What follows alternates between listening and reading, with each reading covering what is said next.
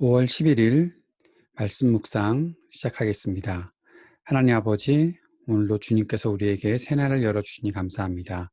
주님 바라보고 살아가는 이 날에 주님께서 허락하시는 은혜로 가득할 수 있도록 역사하여 주옵소서. 예수님 이름으로 기도드립니다. 아멘. 마가복음 8장 1절에서 21절까지 말씀 함께 읽겠습니다. 그 무렵에 다시 큰 무리가 모여 있었는데 먹을 것이 없었다. 예수께서 제 아들을 가까이 불러놓고 말씀하셨다.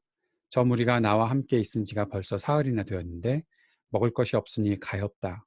내가 그들을 굶을 채로 집으로 돌려보내면 길에서 쓰러질 것이다. 더구나 그 가운데는 먼 데서 온 사람들도 있다. 제 아들이 예수께 말하였다. 이 빈들에서 어느 누가 무슨 수로 이 모든 사람이 먹을 빵을 장만할 수 있겠습니까? 예수께서 그들에게 물으셨다. 너희에게 빵이 몇 개나 있느냐? 그들이 대답하였다. 7개가 있습니다. 예수께서는 무리에게 명하여 땅에 앉게 하셨다. 그리고 빵 7개를 들어서 감사 기도를 드리신 뒤에 떼어서 제자들에게 주시고 사람들에게 나누어 주게 하시니 제자들이 무리에게 나누어 주었다.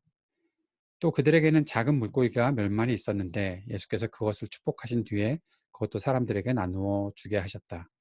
그리하여 사람들이 배불리 먹었으며 남은 부스러기를 주워 모으니 7광주리에 가득 찼다. 사람은 4,000명쯤이었다. 예수께서는 그들을 헤쳐 보내셨다. 그리고 곧 제자들과 함께 배에 올라 달마누다 지방으로 가셨다. 바리새파 사람들이 나와서는 예수에게 시비를 걸기 시작하였다. 그들은 예수를 시험하느라고 그에게 하늘로부터 내리는 표징을 요구하였다. 예수께서는 마음속으로 깊이 탄식하시고서 말씀하셨다. 어찌하여 이 세대가 표징을 요구하는가?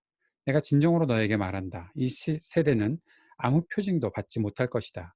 그리고 예수께서는 그들을 떠나 다시 배를 타고 건너편으로 가셨다. 제 아들이 빵을 가져오는 것을 잊었다.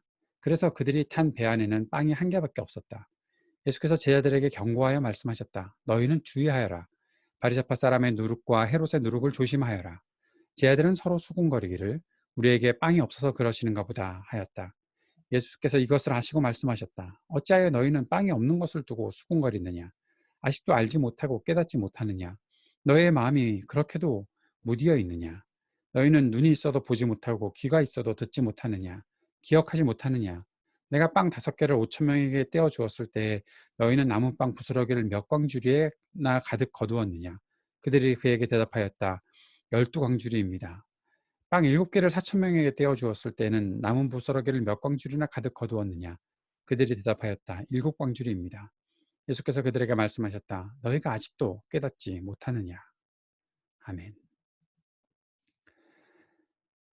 예수님께서 오병이어의 기적을 일으키신 이후에 또 며칠 지나지 않아 이번에는 빵 7개로 4천 명을 먹이시는 그런 기적들을 또 나타내시게 되었습니다. 예수님께 많은 사람들이 따라다녔는데 그들이 사흘 동안이나 예수님을 따라다녔다라는 사실이 2절 말씀에 있습니다. 저 무리가 나와 함께 있은 지가 벌써 사흘이나 되었는데 먹을 것이 없으니 가엾다. 먹을 것이 떨어졌겠지요. 사흘이나 지났을 때에. 그리고 그들이 지금 이 굶은 채로 집으로 돌아갈 수 있는 그런 일들도 어려워 보입니다. 예수께서는 또 한 번 제 아들과 함께 그들에게 빵을 먹이시는 장면이 나타나 있습니다. 제 아들에게는 빵이 7개가 있었고 예수님께서는 사람들에게 나누어 주게 하셔서 4천 명이나 되는 무리들이 그 빵을 먹었다. 또 그들에게 작은 물고기도 몇 마리 있었는데 몇 마리인지 알려주지 않아서 보통 이것을 빵 7개로 4천 명을 먹이신 그런 기적이다라고 말하고 있습니다. 여기에서 또 재미있는 것은 7광주리에 가득 찼다. 남은 부스러기를 주워 모으니 오병이어 때는 12광주리에 가득 찼다. 그것은 이스라엘 12지파를 가리키고 유대 민족들을 가리킨다고 보았다면 당시의 사람들이 이런 개의 부족이라고 말할 정도로 이방인들을 그렇게 지칭하고 있었던 것을 잠시 적용을 시켜보면 7광주리는 아마도 이방인까지도 주님께서 다 먹이신다라는 것들을 상징하기 위해 넣어 놓은 것은 아닐까, 그런 추측이 가능한 것이고, 추측이라는 것 말씀드립니다. 추측이 가능하다. 다시 말해서 12광주리에 남았고 또 일곱 광주리에 남았다는 것은 예수님께서 유대 민족뿐만 아니라 이방 민족까지도 모두 다 먹이시며 그들에게 하나님 나라 복음의 역사를 나타내신다라는 것을 알 수가 있습니다. 그런데 여기서 더 중요한 것은 이 모든 일들을 하실 때 제자들과 함께 하셨다. 그 사실이 매우 중요하죠. 이 모든 일들을 제자들이 함께 경험하게 하셨다. 그리고 또 한 가지 중요한 것은 2절에 나타나 있는 말씀대로 그들을 보시며 가여워하셨다. 먹을 것이 없어서 다니는 사람들에게 예수님께서 긍휼을 베푸셨다. 그들을 불쌍히 여기는 마음이 있었다라는 사실을 우리가 볼 수가 있는 것입니다.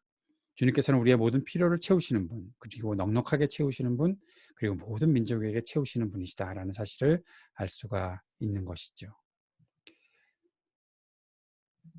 제자들과 함께 달 나누다 지방으로 가셨다라고 해놓고 바리새파 사람들이 나와서 예수님께 시비를 걸었다. 11절에 그들이 하늘로부터 내리는 표징을 요구하였다라고 나와 있고 12절에서 예수님께서는 탄식하셨다. 표징이라는 것이 무엇입니까? 표징은 기적만이 아니죠. 사람들이 생각하는 표징은 기적 그 자체이지만 예수님께서 행하시는 일들은 분명히 표징이다. 요한복음에서는 이 단어를 아주 의도적으로 많이 쓰고 있죠. 왜 표징이라는 말을 씁니까? 표적 또는 표징은 기적이 단순히 어떠한 큰 위대한 일이 일어났다는 것만 말하는 것이 아니라 그것을 통해서 알려주고 싶어 하시는 예수님의 마음, 하나님 나라의 복음, 그 모든 기적들을 통해 그리스도를 보게 하고 하나님 나라의 복음을 보게 하는 것, 이것이 표징인데 지금 이 바리새파 사람들은 예수님께 시비 걸려고 지금 표징을 요구하고 있는 거고 그리스도는 절대로 보지 않으려고 하고 결국 큰 일만 일어나기를 바라보고 있는 것입니다. 그러니 예수님께서는 그들에게 탄식하셨다라는 것이죠. 그리고 그들을 떠나 다시 배를 타고 건너편으로 가셨다. 그런데 제자들이 빵이 없었습니다. 그 빵이 없는 그때에 예수님께서 제자들에게 경고하여 말씀하시는데 너희는 주의하여라. 바리새파 사람의 누룩과 헤롯의 누룩을 조심하여라 라고 그렇게 말씀하셨습니다. 누룩에 대한 이야기가 나왔습니다. 누룩은 빵을 만들 때 쓰는 재료지요. 근데 제자들은 빵이 한 개밖에 없었다. 빵을 가져오는 것을 잊어버려서 배가 고픈데 뭐 빵이 더 필요한 것이 아닐까? 그런데 예수님께서 마침 누룩에 대해서 말씀하시니까 아, 빵이 없어서 그러시는가 보다. 사랑하는 여러분, 오병이요. 빵 5개와 물고기 2마리로 5천 명 이상의 사람을 먹이시고 빵 7개로 4천 명 이상의 사람을 먹이시는 그런 주님이신데 지금 빵이 없다고 제자들이 걱정하게 내버려 두시겠습니까? 예수님께서 지금 바리새파 사람의 누룩과 헤롯의 누룩을 조심하라고 하신 것은 분명히 다른 의도가 있는 것이죠. 그들의 영향력들을 조심해라라는 것입니다. 이것을 잘 살펴보면 당시 사람들이 그들도 그리스도가 나타나기를 기다리고 있었을 텐데 그들이 생각하는 그리스도가 달랐고 또 그들이 생각하는 그 그리스도에 대한 원함이 달랐기에 그들이 끼치는 영향력들이 있었다. 그것을 조심해야 된다라고 말씀하셨던 것이죠. 바리새파 사람이라고 한다면 율법을 지키는 사람들이죠. 그러니까 강력한 하나님의 율법으로 이 땅을 다스려야 된다. 그리스도는 바로 그런 존재다라고 그들은 생각하고 있었던 것이고 헤롯의 누룩, 헤롯은 왕의 역할을 하고 있는 사람이죠. 그만큼 강력한 하나님 나라의 통치자가 나와서 이 땅을 다스려야 된다. 그런 사람들을 기다리고 있는 것입니다. 그런 영향력들을 가진 사람들이 결국 하나님 나라 복음의 그 가치, 중심된 마음들을 혼란시키고 흐트러버리고 또는 흐리게 만들어서 자꾸 다른 곳으로 가려고 하는 일들이 생긴다라는 거죠. 그것을 조심하라고 하신 것입니다. 그런데 제자들은 그 사실은 생각지도 못하고 누룩 얘기만 나오니까 아, 빵이 없어서 그러는가 보다. 그것만 생각하고 있는 거죠. 그러니까 예수님께서는 너희들이 아직도 깨닫지 못하느냐 말씀하셨던 것입니다.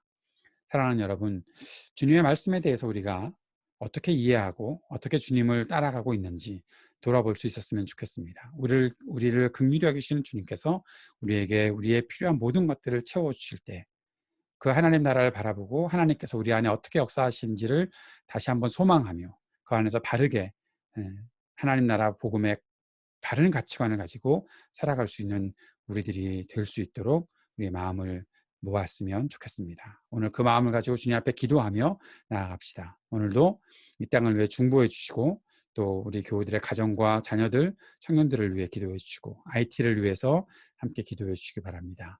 그리고 이번 주 목요일부터 시작되는 성경 공부를 위해서도 함께 기도해 주시고 좋은 배움의 시간이 나눔의 시간이 될 수 있도록 인도해 주옵소서. 주님 앞에 같이 기도할 수 있었으면 좋겠습니다. 같이 기도하겠습니다. 하나님 아버지, 오늘도 우리에게 말씀하여 주신 주님을 따라 주의 뜻을 깨닫고 밝히 알고 주님께서 뜻하신 삶을 살아가는 우리가 될 수 있도록 인도하여 주옵소서. 어려운 이때에 우리가 마음을 모으고 함께 도우며 섬기며 살아갈 수 있도록 주님 우리에게 은혜 허락하여 주옵소서. 모든 것 주님께 맡겨드립니다. 감사드리며 예수님 이름으로 기도합니다. 아멘.